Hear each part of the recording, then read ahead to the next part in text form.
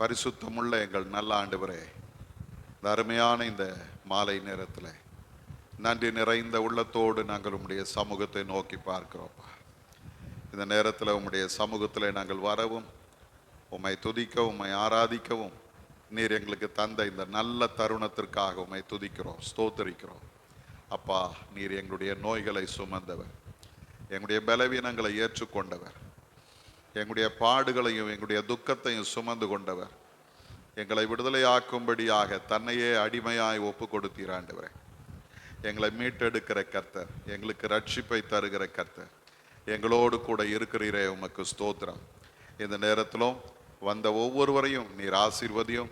அருமையான நம்முடைய மக்களுடைய எல்லா சூழ்நிலைகளை நீர் பொறுப்பெடுத்து கொள்ளுங்கப்பா.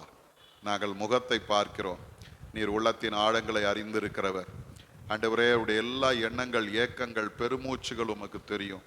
கர்த்தர் கிருபையாக இறங்கி ஒவ்வொருவரையும் நீர் தொடுங்க, ஆசீர்வதிங்க, விடுதலையை தாங்க, சமாதானத்தை தாங்க. இந்த நேரத்தில் நாங்கள் உம்முடைய வார்த்தைகளை தியானிக்க போகிறோம். எங்களோடு கூட நீர் பேசும்படியாய் ஜெபிக்கிறோம் ஐயா. எல்லா தடைகளை மாற்றுங்க, சிந்தைகளை ஒருமுகப்படுத்துங்க, எண்ணங்களை சீர்படுத்துங்கப்பா. கண்மலையும் மீட்பருமாகிய கர்த்தாவே, எங்களுடைய வாயின் வார்த்தையும் எங்களுடைய இருதயத்தின் தியானமும் உம்முடைய சமூகத்தில் பிரீதியாய் இருப்பதாக. ஆமேன், ஆமேன். அருமையான நேரத்திலும் வந்திருக்கிற உங்கள் யாவரையும் ஆண்டவராகிய இயேசு கிறிஸ்துவின் இனிதான நாமத்தினாலே வாழ்த்துகிறேன், வரவேற்கிறேன். ஆண்டவர் தாமே இந்த நாளுக்கும் இந்த நேரத்திற்கும் உரிய எல்லா ஆசீர்வாதங்களினாலும் உங்களை நிறைத்து வழி நடத்துவாராக. பிரியமானவர்களே, இந்த லெந்து நாட்களிலே நாம் அப்போஸ்தலர் நடவடிக்கைகளின் புஸ்தகம் 13ஆம் அதிகாரம் 22வது வசனத்தின் அடிப்படையில் கர்த்தருடைய வார்த்தை நாம் தொடர்ந்து சிந்தித்து கொண்டிருக்கிறோம். என் இருதயத்துக்கு ஏற்றவனாக கண்டேன் என்று தாவீதை குறித்து கர்த்தர் சாட்சி கொடுத்தார். அவருடைய விருப்பத்தை, அவருடைய சித்தத்தை நிறைவேற்றுகிறவன் என்று ஆண்டவர் அவனை நம்பினார். அந்த தாவீது கர்த்தரை அவன் அறிந்து கொண்டிருந்தான். எப்படி அறிந்தான், எப்படி அவரை பார்த்தான் என்பதைத்தான் நாம் இந்த நாட்களிலே சிந்தித்து கொண்டிருக்கிறோம். அருமையானவர்களே, இந்த இடத்துல நாம் பார்க்கும்போது இன்றைக்கு நாம் சிந்திக்கிற இந்த தியானத்தினுடைய தலைப்பு கர்த்தர் என் பாதுகாப்பு என்று அவன் பார்க்கிறான். கர்த்தர் என்னுடைய பாதுகாப்பாய் இருக்கிறார். சங்கீதங்களின் புஸ்தகம் 9ஆம் சங்கீதம் 9வது வசனத்திலே நாம் பார்க்கும்போது ஆண்டவருடைய வேதம் சொல்லுகிறது, சிறுமைப்பட்டவனுக்கு கர்த்தர் அடைக்கலமானவர், நெருக்கப்படுகிற காலங்களில் அவரே தஞ்சமானவர் என்று சொல்லி இங்கே சங்கீதக்காரன் சொல்லுகிறதை நாம் பார்க்கிறோம். அருமையானவர்களே, ஆண்டவரை அவன் அடைக்கலமானவர் என்று சொல்லுகிறான். இரண்டாவது தஞ்சமானவர் என்று சொல்லுகிறான். எந்த சூழ்நிலையிலே என்று நாம் பார்க்கும்போது முதல்ல சொல்றான் சிறுமைப்படும் பொழுது, இரண்டாவது சொல்றான் நெருக்கப்படுகிற காலங்களிலே என்று சொல்லுகிறான். இந்த இடத்துல நாம் பார்க்கும்போது இந்த ரெண்டு வார்த்தைகள், சிறுமைப்பட்டவர்கள் என்று சொல்லும் பொழுது அடிமைப்பட்ட வாழ்க்கை, அடக்கப்பட்ட ஒடுக்கப்பட்ட வாழ்க்கை, அதே போல அதிகாரத்தை கொண்டு நம்முடைய உரிமைகள் பறிக்கப்படுகிற சூழ்நிலைகள். இன்றைக்கு இந்த வார்த்தையை நாம் பொதுவாக எல்லா இடங்களிலும் நாம் கேட்டு கொண்டிருக்கிறோம். ஒடுக்கப்பட்ட மக்கள், தலித் அப்படின்ற ஒரு வார்த்தையை எபிரேய வார்த்தையிலிருந்து அவர்கள் எடுத்து பயன்படுத்துகிறார்கள். அந்த தலித் என்கிற வார்த்தைக்கு என்ன அர்த்தம் அப்படின்னா ஒடுக்கப்பட்ட மக்கள். யாரை குறித்து அந்த வார்த்தை சொல்லப்படுகிறதுனா இஸ்ரவேல் ஜனங்களை குறித்து ஆண்டவர் அப்படி சொல்றார். அவர்கள் ஒடுக்கப்பட்டு கிடந்தார், அவர்கள் நெருக்கப்பட்டு கிடந்தார், அதிகாரத்தை பயன்படுத்தி அவருடைய உரிமைகள் பறிக்கப்பட்டது இல்லையா. அப்போ அந்த இடத்துல நாம் பார்க்கும்போது ஒரு கூட்டம், நெருக்கப்பட்ட ஒடுக்கப்பட்ட அடிமைப்படுத்தப்பட்ட கூட்டம். இரண்டாவது ஒரு கூட்டத்தை சொல்லுகிறார், நெருக்கப்படுகிறவர்கள் என்று சொல்லுது. ஒன்று சிறுமைப்பட்டவர்கள், இன்னொன்று நெருக்கப்பட்டவர்கள். இந்த நெருக்கப்பட்டவர்கள் அப்படின்னு வரும்பொழுது ஆங்கில வேதம் சொல்லுது இந்த டைம் ஆஃப் ட்ரபிள் என்று சொல்லுகிறது. டைம் ஆஃப் ட்ரபிள், தொல்லை நிறைந்த, கஷ்டம் நிறைந்த, பிரச்சனை நிறைந்த, துன்பம், இடையூறு நிறைந்த வாழ்க்கை குறித்து இங்கே சொல்லப்படுகிறது. இந்த ரெண்டு சூழ்நிலையிலும் நீங்க பார்த்தீங்கன்னா கர்த்தர் எப்படி இருக்கிறாரா, அடைக்கலமாக இருக்கிறார். அங்கே முதல்ல சொல்ற வார்த்தை ரெஃப்யூஜ் என்று சொல்லுகிறது. அந்த ரெஃப்யூஜ் என்கிற வார்த்தைக்கு என்ன அர்த்தம்னு பார்த்தீங்கன்னா ஆபத்து, பிரச்சனை வரும் பொழுது பாதுகாப்பாய் நாம் தங்குகிற ஒரு இடத்துக்கு பேர் தான் அடைக்கலம் என்று சொல்லுகிறது. அருமையானவர்களே, இந்த வார்த்தைகளை நாம் ஞாபகத்தில் வைத்துக் கொள்வோம். இப்போ இந்த சங்கீதம் எழுதப்பட்ட பின்னணி என்ன அப்படின்னு பார்த்தீங்கன்னா, தாவீது நிறைய யுத்தங்களை செய்தார். அந்த யுத்தங்களிலே அவன் வெற்றி பெற்றான். அதுல ஏதோ ஒரு யுத்தத்திலே அவன் வெற்றி பெற்ற காலத்திலே அவன் சந்தோஷத்தோடு வந்து பாடுகிற பாடலாக இந்த சங்கீதத்தை சொல்லுகிறார்கள். அவன் பெற்ற வெற்றியை நினைத்து அவன் ஆண்டவரை மகிமைப்படுத்துகிறது போலவும் 11வது வசனத்திலிருந்து நாம் பார்க்கும்போது ஆண்டவர் இன்னும் தன் வாழ்க்கையில வெற்றியை தருவார் என்கிற நம்பிக்கையோடு அவன் கடவுளிடத்தில் வேண்டுதல் செய்வது போலவும் இந்த சங்கீதம் எழுதப்பட்டிருக்கிறது. அருமையானவர்களே, இந்த நேரத்தில் நாம் ஆண்டவர் எப்படிப்பட்டவர் என்று யோசிக்கும் பொழுது அவர் சிறுமைப்பட்டவர்களை அவர் தஞ்சமாயிருந்து அல்லது அடைக்கலமாயிருந்து பாதுகாக்கிற தேவனாய் இருக்கிறார் என்பதை நாம் இங்கே பார்க்கிறோம். அருமையானவர்களே, வேதத்திலிருந்து ஒரு சிலரை நான் உங்கள் முன்பாக வைக்க விரும்புகிறேன். சிறுமைப்பட்ட வாழ்க்கையை கர்த்தர் மாற்றுகிறவர். முதலாவதாக யோசேப்பினுடைய வாழ்வை நாம் பார்ப்போமானால் ஆதியாகமத்தின் புத்தகம் 41ஆம் அதிகாரத்தின் 52வது வசனத்தில் அவர் சொல்லுகிற ஒரு அருமையான சாட்சியை நாம் பார்க்கிறோம். வாசிங்க பார்க்கலாம். 41ஆம் அதிகாரம் 52வது வசனம். நான் சிறுமைப்பட்டிருந்த தேசத்தில் தேவன் என்னை பலுக பண்ணினார் என்று சொல்லி இளையவனுக்கு எப்ராயிம் என்று பெயரிட்டான். எப்ராயிம் அப்படின்னா என்ன அர்த்தம்? பலுக பண்ணினார் அப்படின்னு அர்த்தம். எப்படி எந்த சூழ்நிலை அவனை பலுக பண்ணினார் என்று நாம் பார்ப்போமானால் அவர் சொல்றார், நான் சிறுமைப்பட்டிருந்த தேசத்துல. அருமையானவர்களே, இந்த யோசேப்பினுடைய வாழ்க்கையின் ஆரம்பத்தை பார்த்தீங்கன்னா மகிமையான ஒரு வாழ்க்கை. அப்பாவுக்கு ரொம்ப பிரியமான ஒரு பையனாக அவனுக்காக அப்பா மற்ற சகோதரர்களை காட்டிலும் விசேஷமான உடைகளை அவனுக்கு கொடுத்து அவனை மேன்மைப்படுத்தி வைத்திருந்தான். சகோதரர்கள் நடுவிலே மேன்மையாய் வாழ்ந்தான். அவன் அன்பாய் வாழ்ந்தான். இப்படிப்பட்ட இந்த பிள்ளை ஒரு நாள் அவன் தன்னுடைய குடும்பத்தை விட்டு பிரிக்கப்பட்டு எகிப்துக்கு அடிமையாக விற்கப்பட்டான். அங்க எகிப்திலே போன பொழுது, நான் வேகமா இது சொல்லி முடிச்சிடுறேன். எகிப்திலே போன பொழுது அவன் அடிமையாக கொஞ்ச காலம் அங்க இருக்கிறான்.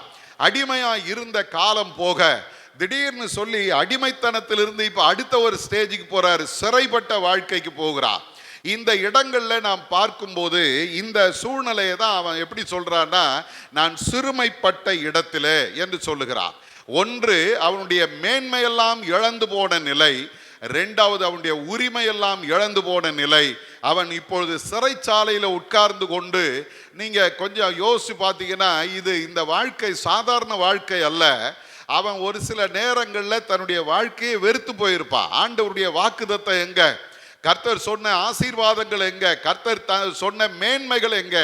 என்ன ஆண்டவரை என்னை இப்படி கைவிட்டுட்டீங்களே, ஏன் ஆண்டவரை எனக்கு இப்படி பண்ணிட்டீங்க? புலம்பி இருப்பான், வேதனைப்பட்டிருப்பான், மனிதர்களை நம்பி இருப்பான். வேதம் அப்படித்தான் சொல்லுது, நீ உயர்ந்திருக்கும் போது என்னை நினைத்தருளோன்னு சொல்லி கேட்டான் இல்ல. ஆண்டவரை கேட்டு கேட்டு இப்ப மனுஷனையும் கேட்க ஆரம்பிச்சான்.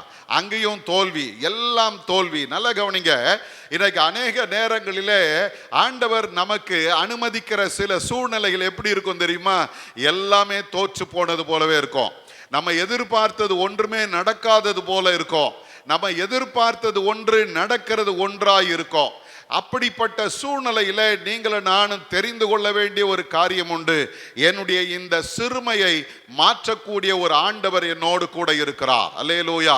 யோசேப்பினுடைய வாழ்க்கையில நாம் அதை பார்க்கிறோம். 13 ஆண்டுகள், 17 வயசுல அவனை குறித்து வேதம் சொல்ல ஆரம்பிக்கிறது. இப்போ ஒரு 13 வருஷங்கள் கடந்து போகிறது. இந்த 13 வருஷம் வேதனையின் ஆண்டுகள். அல்லேலூயா. இங்க உட்கார்ந்து இருக்கிற யாராகிலும் ஒருவர் அப்படி இருப்பீங்கன்னு நினைக்கிறேன். வேதனையின் ஆண்டுகளை நீ கடந்து வந்து கொண்டிருக்கிறாய். ஏமாற்றங்களையும் தோல்விகளை நீ சந்தித்து கொண்டிருக்கிறாய். நீ நம்பின எல்லா நம்பிக்கையும் பொய்த்து போன நிலையில, மனிதர்கள் உனக்கு உதவி செய்யாத சூழ்நிலையில, உன்னுடைய வாழ்க்கையில நான் சிறுமைப்பட்டு இருக்கிறேன். ஆண்டவரே, எப்பொழுது எனக்கு விடுதலை உண்டு? எப்பொழுது எனக்கு விடுதலை வரும்? காத்திருந்தான். சங்கீதங்களின் புத்தகம் 105ஆம் சங்கீதத்திற்கு வருவீர்களானால் அங்கே 18, 19வது வசனம் சொல்லுகிறது, அவன் கால்களை விலங்கு போட்டு ஒடுக்கினார்கள். அவன் பிராணன் இரும்பில் அடைபட்டு இருந்தது. கர்த்தர் சொன்ன வார்த்தை நிறைவேறும் அளவும் அவருடைய வசனம் அவனை புடமிட்டது. ஒரு அல்லேலூயா சொல்லுங்க. எனக்கு அருமையான தேவஜனமே, ஆண்டவருடைய வசனம் நம்மை புடமிடும். ஆண்டவருடைய அந்த ஆசீர்வாதத்தை நீங்களும் நானும் பெற்றுக்கொள்ள வேண்டுமானால் நம்ம கொஞ்சம் கொஞ்சம் ஒடுக்கப்படணும், கொஞ்சம் நெருக்கப்படணும். அப்பதான் நமக்கு அந்த ஆசீர்வாதம். ஏன் அப்படின்னா இந்த இடத்துல சொல்லுகிறது, இந்த இந்த இந்த யோசேப்பை ஆண்டவர் ஒரு பெரிய தரிசனத்தோடு தெரிந்தெடுத்தார். அந்த தரிசனம் அவன் வாழ்க்கையில நிறைவேற வேண்டுமானால் சில காரியங்களிலே அவனுக்கு ஆண்டவர் கற்றுக் கொடுக்க வேண்டி இருந்தது. அல்லேலூயா.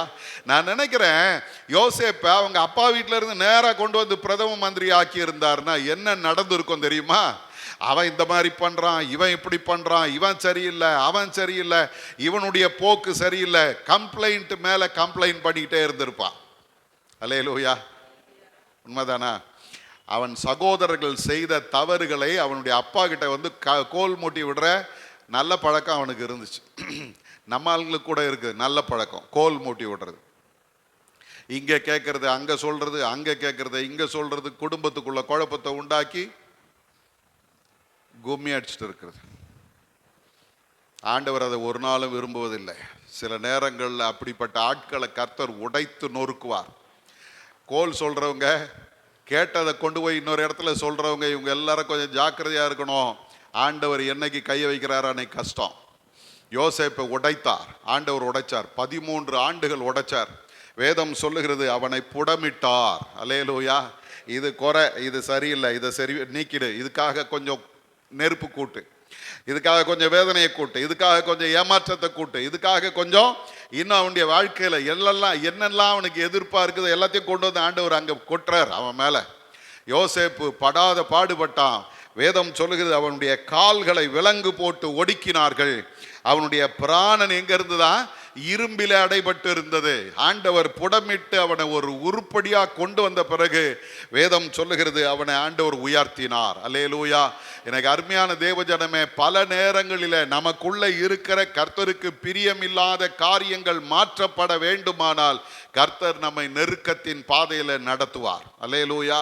நம்ம நினைக்கிறோம் ஆண்டவர் என்ன என்னமோ பண்றாருங்க, என்னால முடியல, தாங்க முடியல சொல்றீங்களா? இல்ல, ஆண்டவர்கிட்ட போங்க. என்ன குறை இருக்குதப்பா, ஏன் என்ன இந்த நிலையில வச்சிருக்கிறீங்க கேளுங்க.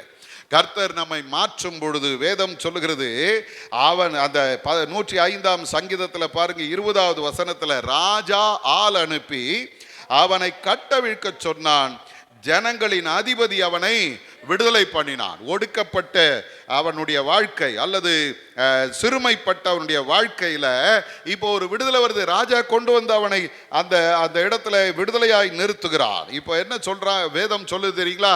21வது வசனம் சொல்லுகிறது, தன் பிரபுக்களை அவன் மனதின்படி கட்டவும் தன் மூப்பர்களை ஞானிகளாக்கவும். நல்ல கவனிங்க, பைபிள் சொல்லுது இந்த யோசேப்பு ஆண்டவர் இப்போ எப்படி மாற்றி இருக்கிறார் பாருங்க. தன் பிரபுக்களை அவன் மனதின்படி கட்டும்படியாக. 2வது சொல்லுது தன் மூப்பர்களை ஞானிகள் ஆக்கும்படியாக. என்னையா சிறைச்சாலையில் என்ன படிச்சிருப்பான்னு நினைக்கிறீங்க? டிகிரி முடிச்சாரா, இல்ல டாக்டரேட் முடிச்சாரா? ஒன்னும் முடிக்கல. அனுபவத்தை கர்த்தர் கற்றுக் கொடுக்கிறார். அந்த அனுபவம் எப்படிப்பட்டது தெரியுமா? வேதம் சொல்லுது, எகிப்திலே இருந்த பிரபுக்களை மூப்பர்களை அவன் ஞானிகளாக மாற்றினான். அல்லேலூயா. அவங்களுக்கு புத்தி இருந்துச்சு, ஆனா ஞானம் இல்லை. அந்த ஞானத்தை யோசேப்பு கற்றுக் கொடுக்கிறான். அதே போல பாருங்க, அவனை தன் வீட்டுக்கு ஆண்டவனும் தன் ஆஸ்திக்கெல்லாம் அதிபதியுமாக்கினான். ஒரு அல்லேலூயா சொல்லுங்க. இன்னைக்கு அருமையான தேவஜனமே, சிறுமைப்பட்டவனுக்கு கர்த்தர் அடைக்கலமாய் இருக்கிறார். ஒரு நாளும் அந்த சிறுமை அவனை வேதனைப்படுத்தவும் அழிக்கவும் ஆண்டவர் விடுவது கிடையாது. அடைக்கலமாய் இருக்கிறார். வேதம் சொல்லுகிறது, நான் சிறுமைப்பட்ட தேசத்திலே கர்த்தர் என்னை பலுக பண்ணினார். அல்லேலூயா. இப்போ எந்த இடத்துல அவன் வெட்கப்பட்டு ஒடுக்கப்பட்டு சிறையில் அடைக்கப்பட்டு வேதனையோடு கடந்து வந்தானோ அதே இடத்துல இப்போ வேதம் சொல்லுகிறது, ராஜாவுக்கு அடுத்த ஸ்தானத்துல கம்பீரமாய் அவன் பயணித்து கொண்டிருக்கிறான். அவனை பார்க்கும்போது ஜனங்கள் எல்லாரும் அவனுடைய உத்தரவுக்காக காத்திருக்கிறார். எவ்வளவு பெரிய மேன்மை தெரியுங்களா? இன்னைக்கு ஆண்டவர் உங்களை என்னையும் பார்த்து சொல்றாரு, சிறுமைப்படுகிறாயா? ஒரு நாள் நான் உன்னை வெட்கப்படுத்த மாட்டேன், ஏற்ற நேரத்தில் உன்னை பலுக பண்ணுவேன். ஏற்ற நேரத்தில் மேன்மையை தருவேன், ஆசீர்வதிப்பேன். இரண்டாவது ஒரு கூட்டத்தை நாம் பார்க்கிறோம். நியாயாதிபதிகளின் புஸ்தகம் 6ஆம் அதிகாரத்தில் வருவீர்களானால் அங்கே இந்த இஸ்ரவேல் ஜனங்களை குறித்து வேதம் சொல்லுகிறது, அவர்கள் சிறுமைப்பட்டார்கள். வாசிங்க 6ஆம் அதிகாரத்தில் 2வது வசனத்திலிருந்து வாசிங்க. மீதியானியரின் கை இஸ்ரவேலின் மேல் பலத்து கொண்டபடியால் இஸ்ரவேல் புத்திரர் நிமித்தம் பாருங்க, இந்த இடத்துல சொல்லுகிறது, அவர்களுடைய வாழ்க்கையில ஆண்டவர் சொல்றாரு, அவர்கள் தங்களுடைய வீட்டை விட்டு ஓட வேண்டிய நிலைக்கு வந்துட்டாங்க. வேதம் சொல்லுது 6வது வசனம், 6வது அதிகாரம் 1வது வசனத்துல, அவர்கள் திரும்பவும் கர்த்தரின் பார்வைக்கு பொல்லாப்பானதை செய்த பொழுது கர்த்தர் அவர்களை என்ன பண்ணாரா, 7 வருஷம் மீதியானியர் கையில் ஒப்பு கொடுத்தார். இப்ப இந்த மீதியானியர்களுடைய கையில ஆண்டவர் ஒப்பு கொடுத்த பொழுது வேதம் சொல்லுகிறது, இந்த இஸ்ரவேல் மக்கள் மேல மீதியானியர்கள் பலன் கொண்டார்கள். அல்லேலூயா. இவங்க பலவீனமாயிட்டாங்க, அவங்க பலன் கொண்டார்கள். 2வது சொல்லுகிறது, அவர்கள் என்ன பண்ணுவாங்களா, இந்த ஜனங்களை இந்த மீதியானியரை பார்த்து அவர்கள் பயந்தார்கள்.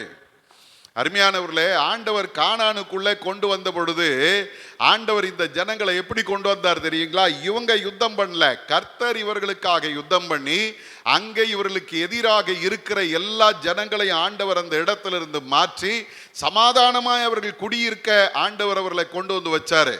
ஆனா கர்த்தருடைய பார்வைக்கு விரோதமானதை செய்த பொழுது எந்த இடத்துல சமாதானமா இருப்பாங்கன்னு கர்த்தர் கொண்டு வந்து வச்சாரோ அதே இடத்துல அவர்களுக்கு எதிராக ஒரு கூட்டத்தை கர்த்தர் எழுப்புகிறார்.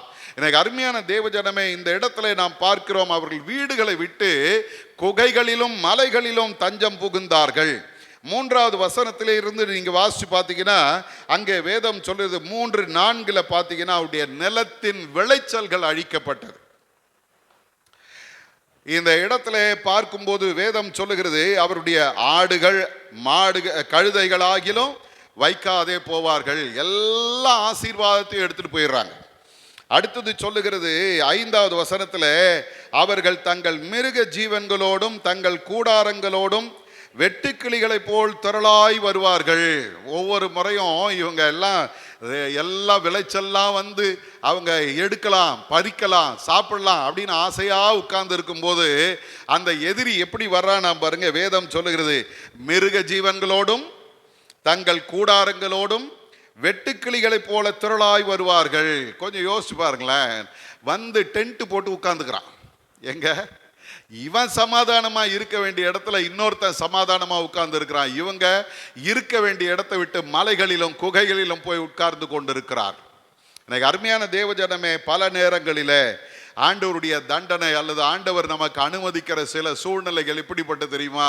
என் ஆசீர்வாதத்தை நான் இழந்து போய் நான் இருக்க வேண்டிய இடத்தை விட்டு இன்னொரு இடத்துல போய் உட்கார்ற சூழ்நிலைக்கு தள்ளப்படும் போது ஆண்டவர் ஒரு நாளும் விடமாட்டார். வேதம் சொல்லுகிறது 6வது வசனத்துல பாருங்க, இப்படி மீதியானியராலே இஸ்ரவேலர் மிகவும் சிறுமைப்பட்டார்கள்.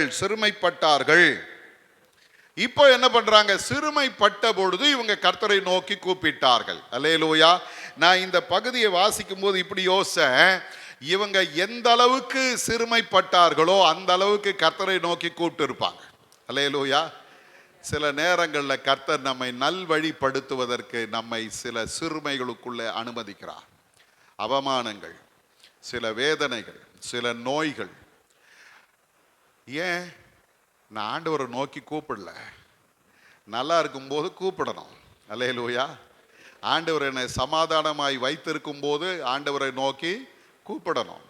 ஆண்டவர் எனக்கு ஆசீர்வாதங்களை கொடுக்கும்போது, நன்மைகளை கொடுக்கும்போது நான் என்ன பண்ணோம்? ஆண்டவரை நோக்கி இன்னும் அதிகமாக கூப்பிடணும். நம்ம என்ன பண்ணுறோம்? சில நேரங்களில் நமக்கு இருக்கிற பிரச்சனை என்ன தெரியுமா? பிரச்சனை வந்தாதான் நமக்கு கடவுளை தெரியுது, போராட்டம் வந்தாதான் கடவுளை தெரியுது. பக்கத்து வீட்டில் இருந்து யாராவது என்ன பண்ணுற அப்படின்னாங்கன்னா தான் நமக்கு, ஐயோ இவங்க எனக்கு எதிராக எழும்புறாங்க, ஆண்டவரே ரட்சியம் கூப்பிடுறோம். சமாதானமாக இருக்கும்போது கடவுளை மறந்துடுறோம். இல்லை, கடவுளை நம்ம மறந்துடுறோம். பிரச்சனைகள் இருக்கும்போது 4 மணிக்கெல்லாம் எழுந்துச்சு ஜெபம் பண்ணியிருப்போம். சமாதானம் ஆயிட்டா நாளைக்கு ஜெபம் பண்ணிக்கலாம், இன்னைக்கு ஜெபம் பண்ணி நாளைக்கு பார்த்து நாளன்னைக்கு பார்த்துக்கோ. ஞாயிற்றுக்கிழமை தான் கோயிலுக்கு போகிறோமே, அங்கே போய் ஜெபம் பண்ணிக்கலாம் இல்லை? எனக்கு ஆண்டவர் என்ன யோசிக்கிறார் தெரியுமா? ஏன் ஜனங்க எப்போ என்னை நம்பி என்னை நோக்கி கூப்பிடுகிறவர்களாக இருக்க வேண்டும். அல்லேலூயா. இங்கே வேதம் சொல்லுகிறது, இவர்கள் கர்த்தரை நோக்கி கூப்பிட்டார்கள். ஆண்டவர் இப்போ பாருங்க, கிதியோனை அவர்களுக்கு ஒரு இரட்சகனாக ஏற்படுத்துகிறார். கிதியோனை ஏற்படுத்தி அவனை யுத்தத்திற்கு கொண்டு போகிறார். இப்போ பாருங்க, இந்த 5வது வசனத்துல நாம் பார்த்தோம் இல்லையா? மிருக ஜீவன்களோடும் தங்கள் கூடாரங்களோடும் வெட்டுக்கிளிகளை போல் திரளாய் வருவார்கள். எதுக்காக வந்தாங்க? இவர்களுடைய விளைச்சல்களை அழிப்பதற்காக. அதே கூட்டம் இப்போ கிதியோனுடைய காலத்திலே வர்றாங்க, வெட்டுக்கிளிகளை போல இல்ல? அதை எங்க பார்க்கிறோம்? 7ஆம் அதிகாரம் 12வது வசனத்துல பார்க்கிறோம். மீதியானியரும் அமலேக்கியரும் சகல கிழக்கத்தி புத்திரரும் வெட்டுக்கிளிகளை போல திரளாய் பள்ளத்தாக்கிலே படுத்து கிடந்தார்கள். அவர்களுடைய ஒட்டகங்களுக்கு கணக்கில்லை, கடற்கரை மணலை போல திரளாயிருந்தது. அல்லேலூயா. இங்க முதல்ல நம்ம பார்த்தோமே, அங்க பார்த்தீங்கன்னா அவன் தன்னுடைய மிருகங்களோடும் மிருக ஜீவன்களோடும் கூடாரத்தோடும் வந்து இவங்க இடத்தை அவன் அப்படியே கொள்ளை அடிச்சுட்டு போவான். ஆனா இப்போ என்ன நடக்குது தெரியுமா? இந்த கூட்டம் எப்படி வந்தாங்களோ அதே மாதிரி வந்திருக்கிறாங்க. ஆனா அந்த இடத்துல அவர்கள் இவர்களை கொள்ளையிடல, இவங்க அவங்கள கொள்ளையிட்டாங்க. அல்லேலூயா, அல்லேலூயா. அருமையான தேவ ஜனமே, வேதம் சொல்லுகிறது, அந்த 21வது வசனத்துல நீங்க பாத்தீங்கன்னா, பாளையத்தை சுற்றிலும் அவரவர் தங்கள் நிலையிலே நின்றார்கள். யுத்தம் பண்ணல. நல்ல கவனிங்க, யுத்தம் பண்ணல. என்ன பண்ணாங்களா? என்ன பண்ணாங்க? நீங்களும் நானும் நிற்க வேண்டிய இடத்துல ஒழுங்கா நின்னோன்னா, அல்லேலூயா, நான் சொல்றது புரியுதா? எலியா கிட்ட கேட்டீங்கன்னா அவர் சொல்றார், கர்த்தருக்கு முன்பாக நிற்கிற நான். எங்க நிற்கிறோம்? அல்லேலூயா. ஆண்டவருக்கு முன்னால நின்னீங்கன்னா உங்க வார்த்தையில வல்லமை இருக்கும். ஆண்டவருக்கு முன்னால நின்னீங்கன்னா உங்களுடைய செயல்களில வல்லமை இருக்கும். ஆண்டவருக்கு முன்னால நின்னீங்கன்னா உங்களுக்கு எதிராக எழும்புகிறவனை கர்த்தர் வெட்கப்படுத்துவார். ஆனால் நம்ம என்ன பண்ணுறோம் தெரியுமா? ஆண்டவருக்கு முன்னால் நிற்கிறத விட்டுட்டு எங்கெங்கேயோ நின்றுட்டு இருக்கிறோம். கர்த்தருடைய சமூகத்தில் எனக்கு ஆண்டவர் சொல்கிறாரு, சிறுமைப்பட்டு கிடக்கிறாயா? உன்னுடைய எல்லா ஆசீர்வாதங்களையும் இழந்து போய் கொண்டு இருக்கிறாயா? சத்ருவும் வீட்டுக்குள்ளே வந்து உட்கார்ந்துட்டு கலட்டா பண்ணிட்டு இருக்கிறானா? கவலைப்படாத. அல்லேலூயா, அல்லேலூயா. ஒரு அம்மா இங்கே வருவாங்க அடிக்கடி, அதை உட்காந்துருக்காங்க. காலையில் என்னை பார்த்து சொன்னாங்க, என் வீட்டில் பேய் இருக்குதுயா, எப்போ துரத்த போகிறேன்னு. நான் சொன்னேன், பேயை துரத்துறது நீ தான் துரத்தணும் இல்லை. இன்னைக்கு நிறைய வீட்டுக்குள்ளே வந்து நம்ம குடும்பத்தை அலைக்கழித்து கொண்டு இருக்கிற பிசாஸ் மீதியானியரை போல. ஒரு காரியத்தை தெரிஞ்சுங்க, நான் என் நிலையில கர்த்தருடைய பட்டயத்தை பிடித்து நிற்பேனானால் எனக்கு எதிராய் நிற்கிற எல்லா சத்துருவின் கிரியைகள் என்ன ஆகும் தெரியுங்களா? வாசிங்க பார்க்கலாம். அப்பொழுது பாளையத்தில் இருந்தவர், 21வது வசனம், பாளையத்தில் இருந்தவர்கள் எல்லாரும் வாசிங்க, சிதறி கூக்குரலிட்டு ஓடி போனார்கள். ஒரு அல்லேலூயா சொல்லுங்க. இது அப்படியே இங்க வந்தீங்கன்னா பிசாசை துரத்தும் போது இல்லை, ஒரு ஐயா இப்படி வேடிக்கையா சொன்னாரு, பரிசுத்தாவியானவர் வரும்போது ஆர்ப்பாட்டமா வருவாராம். பரிசுத்தாவியானவர் வரும்போது ஆர்ப்பாட்டமா வருவார், போகும்போது அமைதியா போயிடுவார். சவுலை பார்க்கிறோம், அவன் வஸ்திரம் விலகி போனது கூட தெரியாம நிர்வாணமா இருந்துகிட்டு அவன் தீர்க்க தரிசனம் உரைத்தான் இல்ல. ஆர்ப்பாட்டமா வந்தாரு, போனதே தெரியல, எப்போ போனாரு தெரியாது. அவனுக்குள்ள அசுத்தாவி வந்து உட்கார்ந்து கொண்டது. இதுல இன்னொரு வித்தியாசம் என்னன்னா, பிசாசு வரும்போது ரொம்ப அமைதியா வருவான், போகும்போது ஆர்ப்பாட்டமா போவான். பார்த்துருக்குறீங்களா? வந்து உட்காந்துருவார் உள்ள, ஜோம் பண்ணி போறியா போறியா போறியா, நான் போக மாட்டேன், நான் வரேன், நான் அப்படி பண்ணுவேன், நான் இப்படி பண்ணுவேன், ஒரே ஆர்ப்பாட்டமாக இருக்கும். கடைசியாக துரத்தி விட்டுருவோம்ல. எனக்கு இங்கே பாருங்க, இவ்வளவு காலமும் வந்து உட்கார்ந்து இந்த இஸ்ரவேல் ஜனங்களை ஒடுக்கி அவர்களுடைய ஆசீர்வாதங்களை அழித்து கொண்டிருந்த மீதியானியரை இஸ்ரவேல் ஜனங்கள் கர்த்தருடைய நாமத்தினாலே நின்ற பொழுது ஆண்டுடைய வேதம் சொல்லுது, யார் அவர்களுக்கு எதிராக எழும்பினார்களோ அவர்கள் சிதறி கூக்குரலிட்டு ஓடி போனார்கள். அல்லேலூயா. அங்கே வேதம் சொல்லுகிறது, 300 பேரும் எக்காலங்களை ஊதுகையில் கர்த்தர் பாளையம் எங்கும் ஒருவர் பட்டயத்தை ஒருவருக்கு விரோதமாய் ஓங்க பண்ணினார். சேனையானது சேரோத்தில் உள்ள பெட்சித்தா மட்டும் தாபாத்திற்கு சமீபமான ஆபேல் மெகோலாயின் எல்லை மட்டும் ஓடி போயிடுச்சு. ஒருத்தர் நிக்கல. நல்ல கவனிங்க, ஆண்டவர் நமக்கு தருகிற இரண்டாவது ஒரு காரியம் என்ன தெரியுமா? சிறுமைப்பட்டவர்களுக்கு ஆண்டவர் வெற்றியை தருகிறவராய் இருக்கிறார். மூன்றாவது ஒரு காரியத்தை நாம் பார்க்கிறோம். ஏசாயா தீர்க்கதரிசியின் புஸ்தகம் 54ஆம் அதிகாரத்தில் வருவீர்களானால் அங்கே ஒரு வார்த்தை பயன்படுத்தப்படும். 11வது வசனத்தை வாசிங்க. ஏசாயா 54:11.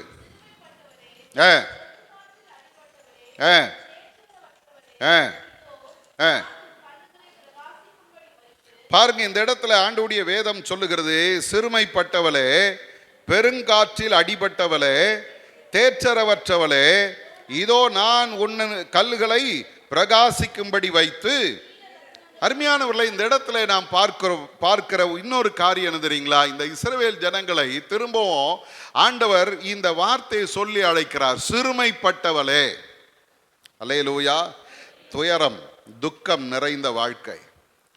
அங்கே நாம் பார்க்கிற காரியம் என்ன தெரியுமா? ஆண்டவருடைய வேதம் சொல்லுறது, ஏன் இவங்களுக்கு இந்த நிலைமை வந்தது, சிறுமைப்பட்ட வாழ்க்கை வந்ததுன்னு பார்த்தீங்கன்னா, முதல்ல சொல்லுது, அவர்களை ஆண்டவர் கைவிட்டார். அல்லேலூயா. அவங்க கைவிடப்பட்டார்கள். 6வது வசனம் சொல்லுது, கைவிடப்பட்டு மனம் நொந்தவளான ஸ்திரியை போலவும். 2வது சொல்லுது, இளம் பிராயத்தில் விவாகம் செய்து தள்ளப்பட்ட மனைவியை போலவும். வாழ்க்கையின் நம்பிக்கையை அற்றுப்போன ஒரு வாழ்க்கை.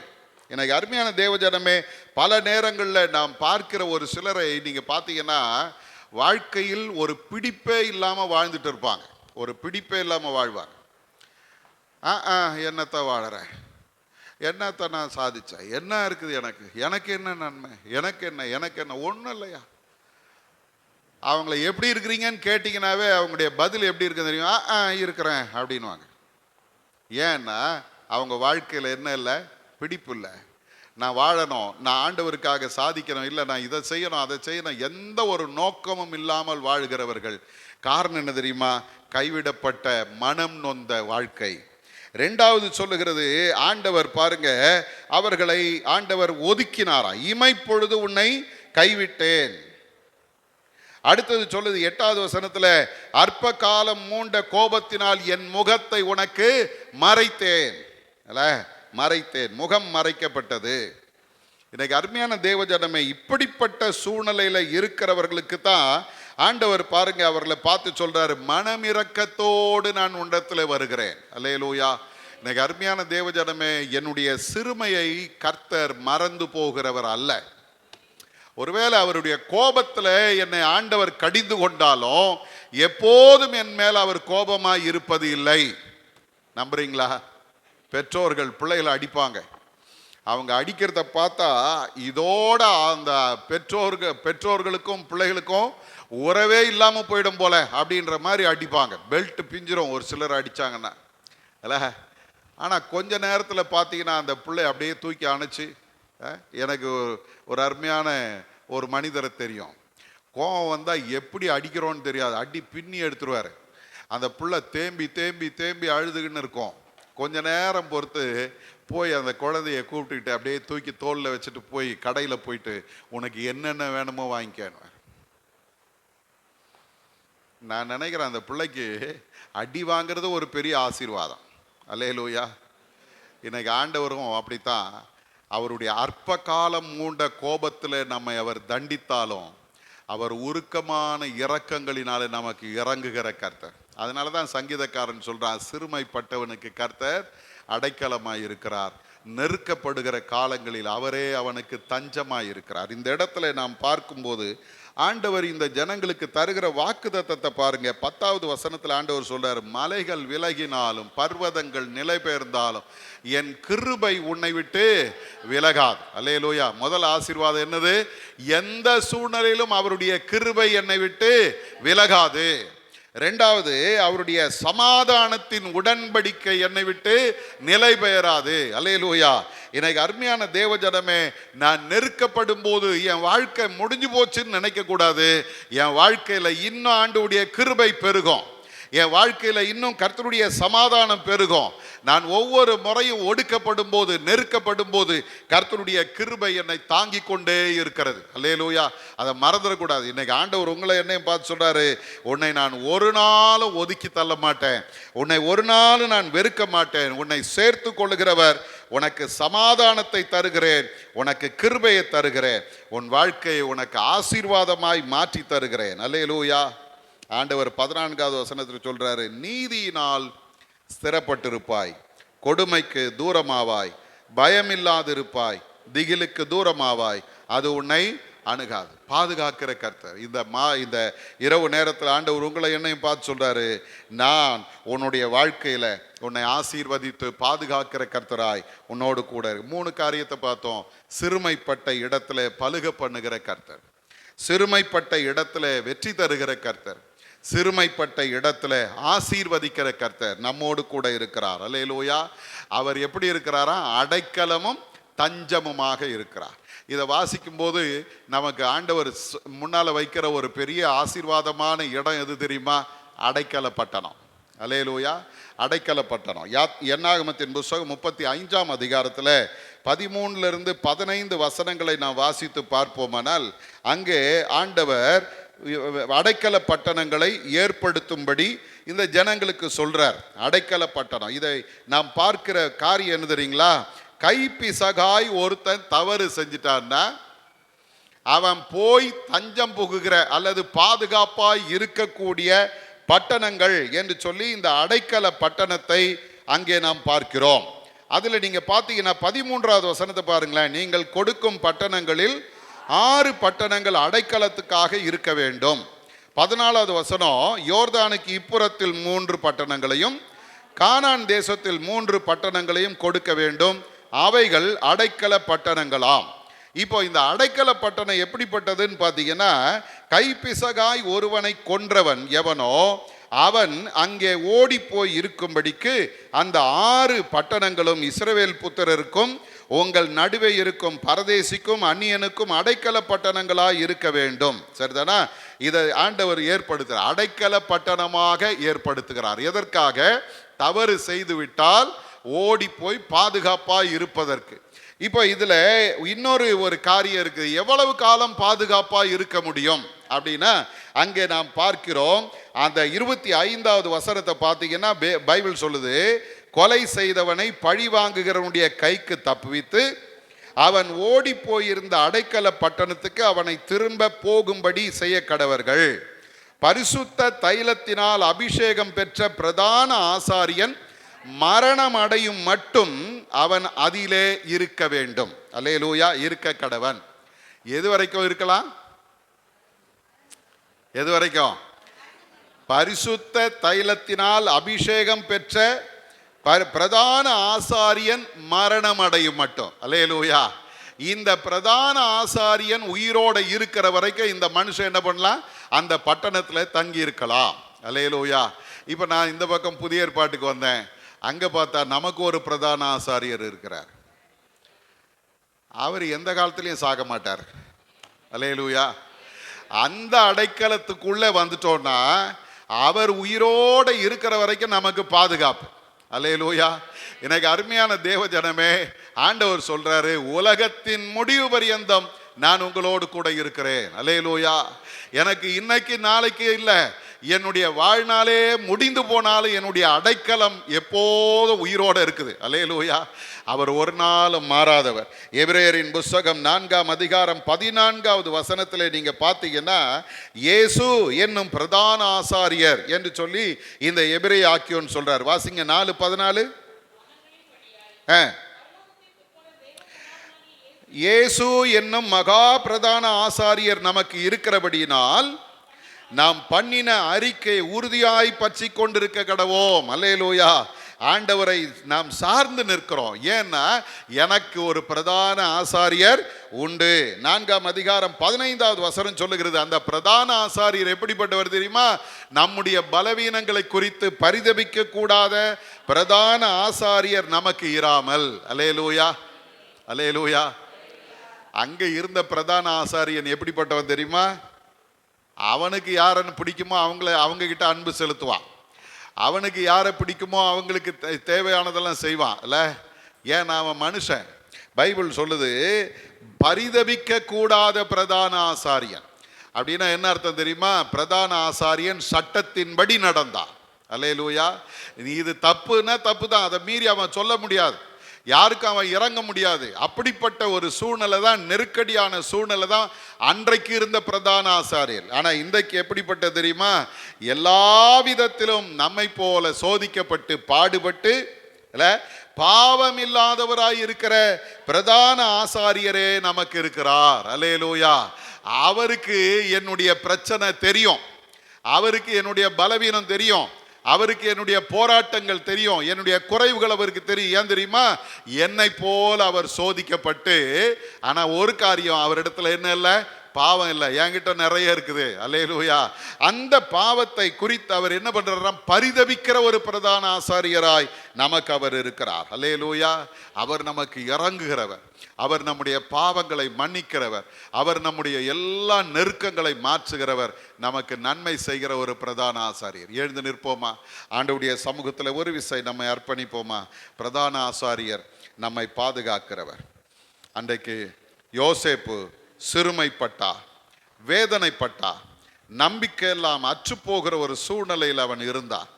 அவனுடைய வாழ்க்கையில் ஆண்டவர் கொடுத்த வாக்குத்தத்தங்கள் எல்லாம் நிறைவேறுமா நிறைவேறாமல் போகுமா என்கிற ஒரு நெருக்கடியில் அவன் வாழ்ந்தான். ஆனாலும் ஏற்ற நேரம் வந்த பொழுது கர்த்தர் அவனுடைய சிறுமையை மாற்றி, வேதம் சொல்லுகிறது, நான் சிறுமைப்பட்ட இடத்துல கர்த்தர் என்னை பலுக பண்ணினார். ரெண்டாவது பார்த்தோம், சிறுமைப்பட்ட இஸ்ரவேலர்கள், மீதியானியர் வருவார்கள், அவருடைய நன்மைகள் எல்லாம் அழித்து விட்டு போவாங்க, அவர்களுடைய ஆடு மாடுகள் எல்லாம் அவங்க எடுத்துட்டு போயிடுவாங்க, எல்லா நன்மைகளை இழந்து போயிருந்தார்கள். கூட்டம் கூட்டமா வெட்டுகளிகளை போல மீதியானியர் வந்து இந்த இஸ்ரவேலரை சிதறடித்த ஒரு காலம் உண்டு.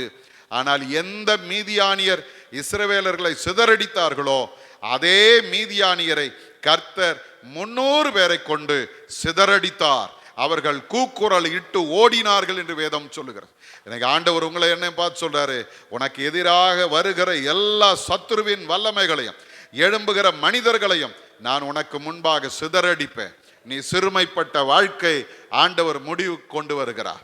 மூன்றாவது நாம் பார்த்தோம், சிறுமைப்பட்ட இஸ்ரவேலர்கள், அவர்கள் கைவிடப்பட்ட நிலைமையில் இருந்தாங்க, மனநொந்தவர்களாக இருந்தாங்க, பெருங்காற்றில் அடிபட்டது போல இருந்தாங்க.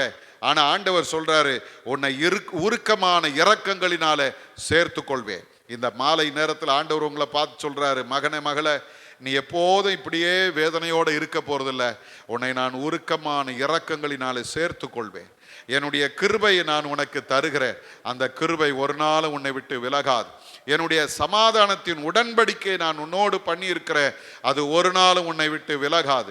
ஆண்டவர் உன்னை பாதுகாக்க போகிறார். கொடுமைக்கு தூரமாய் இருப்பாய், தீங்கு உன்னை அணுகாதபடி கர்த்தர் பாதுகாப்பார். ஆண்டவருடைய வேதம் சொல்லுகிறது, உங்களுக்காக எனக்காக பாதுகாப்பு பட்டணமாய் அதனுடைய உள்ளே இருக்கிற பிரதான ஆசாரியராய் இயேசு நம்மோடு கூட இருக்கிறார். நீங்களும் நான் அவருக்குள்ள பாதுகாப்பாக இருக்கிறோம். எனக்கு ஆண்டவரே, என்னுடைய சிறுமையை நீர் மாற்ற வல்லவர். வாய் திறந்து ஆண்டவருடைய சமூகத்தில் சொல்லுங்க, நான் சிறுமைப்பட்ட இடத்துல நீர் என்னை பலுக பண்ணுவீர் ஆண்டவரே. நான் சிறுமைப்பட்ட இடத்துல நீர் என்னை வெற்றி பெற செய்வீர் ஆண்டவரே. நான் சிறுமைப்பட்ட இடத்துல என்னை நீர் இன்னும் ஆசீர்வாதமாய் நிறுத்துவீரப்பா. உம்முடைய கிருபைகள், உம்முடைய இரக்கங்கள், உம்முடைய சமாதானம் என்னை நிரப்ப போகிறதே, உமக்கு ஸ்தோத்திரம்னு சொல்லுங்க. எல்லாவற்றுக்கும் மேலாக எப்போதும் என்னை பாதுகாக்கிற மகா பெரிய பிரதான ஆசாரியர் என்னோடு கூட இருக்கிறீங்கப்பா. நீர் என்னை பாதுகாப்பீர். அன்பின் பரலோக பிதாவே, இந்த வார்த்தைகளுக்காக ஸ்தோத்திரம். உம்முடைய வார்த்தைகள் ஒரு நாளும் பொய் சொல்லாது. எங்களுடைய வாழ்க்கையை உமக்கு நாங்கள் அர்ப்பணிக்கிறோம். இந்த நேரத்தில் இந்த வார்த்தை எங்களுடைய வாழ்க்கையில கிரியை செய்யட்டும் ஆண்டவரே. சிறுமைப்பட்ட இடத்துல எங்களை பலுக பண்ணுவீர் ஆண்டவரே. நாங்கள் சிறுமைப்பட்ட இடத்துல எங்களுக்கு வெற்றியை தருவீர். நாங்கள் சிறுமைப்பட்ட இடத்துல எங்களை ஆசீர்வதிப்பீர். நீரே எங்களுடைய அடைக்கலமும் தஞ்சமுமாய் இருக்கிறீர். எங்களுக்காக பரிதபிக்க பிரதான ஆசாரியர். எங்களுடைய எல்லா குறைவுகளையும் மன்னித்து எங்களை இன்னும் நீர் பாதுகாக்க போகிறீர். உமக்கு நன்றி சொல்லுகிறோம். தொடர்ந்து நீர் எங்களை நடத்தும், கிருபை சூழ்ந்து கொள்ளட்டும். இயேசுவின் மூலம் ஜெபிக்கிறோம் எங்கள் நல்ல பிதாவே, ஆமென்.